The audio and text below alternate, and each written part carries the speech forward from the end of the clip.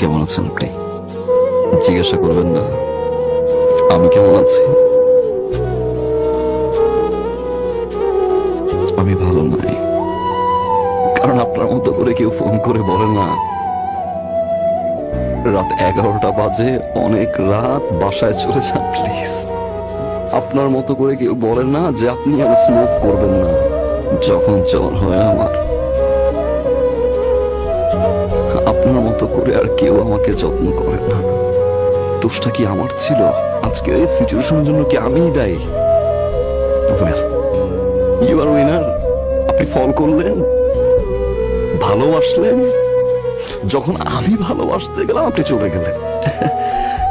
আমি আপনার জন্য সবকিছু ছেড়ে দিছি, যেটার জন্য আমি সেলফিশ ছিলাম, স্বার্থপর ছিলাম, যেই স্বার্থের কারণে আমি যাকে ভালোবাসলাম তাকে সারা জীবনের জন্য হারাইলাম।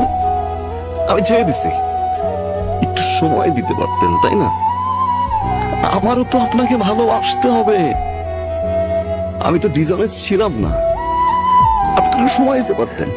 ওকে ফাইন, আপনি আমাকে ছেড়ে চলে যেতে পারতেন, আমি আবার বুঝিয়ে নিয়ে আসতাম। বিয়েটা করা কি খুব জরুরি ছিল? কাউকে ভালোবাসতে পারছি না আমি, কারণ আমি আপনাকে খুঁজে পাই না।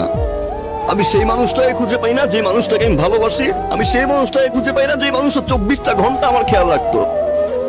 আপনি বিয়ে করছেন, আপনি আমাকে পানিশমেন্ট দিচ্ছেন, আপনি জিতছেন, ইউ আর দ্য উইনার।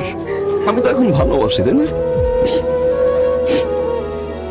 আমার তো কোনো স্বার্থ নাই, তাই না? সব ছেড়ে দিছি আমি। এখন ব্যাক করবেন, ভালোবাসবেন আগের মতো? চলেন না প্লিজ, শুরু থেকে শুরু করি। আমি আর কোনো ভুল করবো না, আই প্রমিস। প্লিজ ব্যাক করুন, প্লিজ প্লিজ ব্যাক করেন,